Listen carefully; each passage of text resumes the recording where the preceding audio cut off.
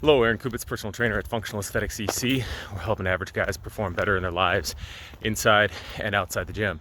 So today's video, I basically want to talk about something that a lot of people get wrong when it comes to their workouts. It kind of goes hand in hand with a video that I did just a little while ago, talking about why you don't want to rely strictly on running for your for weight loss because of the adaptations that are going to happen.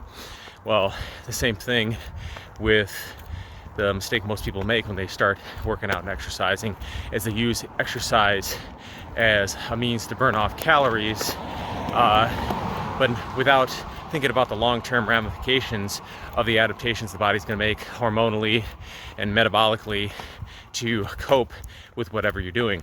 So in a nutshell, what you want to be trying to do is to build a bigger metabolic machinery, maintain the metabolic machinery, and then use the any other exercise like your cardio exercise and your diet and stuff like that to basically skim off those extra calories off the top. But most of your energy should be put into building more lean muscle. And so eating a diet that's going to support that, and then with just enough carbohydrates, and fat is not as big of an issue, but you don't want to go hog wild with that either. I'd say start off with somewhere around 30 to 40% of your calories coming from from fat, and then obviously if you're cutting back on those carbs a little bit, you can eat even less. That percentage might go up, but not because you're adding more fat, just because of you've reduced the calories, but the fat stayed the same. So as percentage-wise, you're getting more of your calories from fat. So the primary area that you want to focus on would be the carbohydrates. Eat just enough to get you through your workouts. Otherwise, focusing on that protein, about a gram of protein per pound of body weight per day. And that doesn't mean that you need to be eating that much protein either, because a lot of people are going to thinking, man, that's a lot of protein. As I've said in some of my other videos, is that that protein, is very satiating, and as well as fat, vegetables, things like that. And so they're going to keep you a lot fuller just because of the adaptations they have for your hormones, right? So by virtue of that fact, they automatically help you to stabilize hormones like ghrelin, leptin, and leptin is one of those hormones where when there's plenty of fat on your body, when there's plenty of fuel available, it's going to naturally decrease your appetite, naturally make it so that you want to move more, which is actually what we want to happen here, right? So, switching hands here. So, which is what we want to happen here. And so in the beginning, when you start eating more protein like that, you're probably not going to have the appetite to eat that amount of protein. And in fact, you might get away with eating half that amount, even a quarter of that amount. Maybe you're only eating one meal a day because you don't feel hungry enough to go and eat that, 30 to 50 grams of protein multiple times a day. You eat that once and you're like, man, I'm set, right?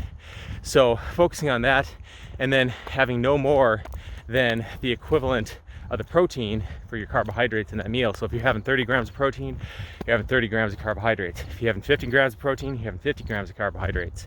And you just, when you're working out, you train to build more muscle, right? And as a lot of, it's very common nowadays. In the past, they thought that you couldn't build muscle in a deficit, but now it's becoming more and more common knowledge that you can, provided you have a lot of extra body fat, extra fuel on your body.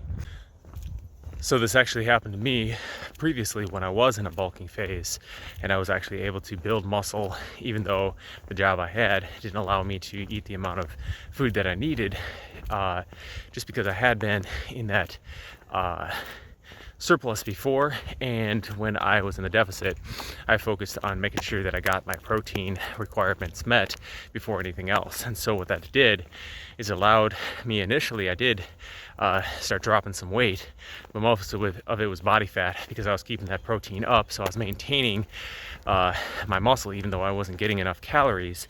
And because I wasn't getting enough calories, I started dropping body fat, and then became really good at utilizing fat for fuel. And so so as a result, that protein combined with body fat and whatever scraps of fuel I was getting allowed me to continue building a little bit extra muscle with all the labor I was doing on top of what I was doing at the gym, even though I was in the deficit. Now, once I got really, really lean, though,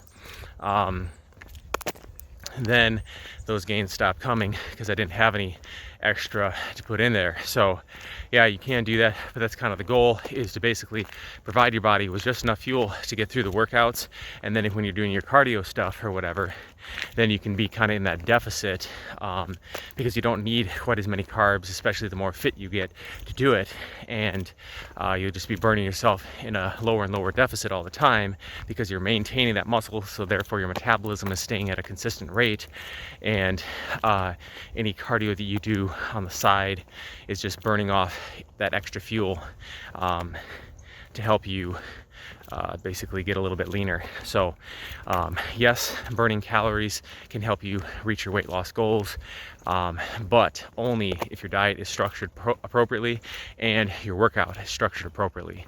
So that's all I got to say today, guys.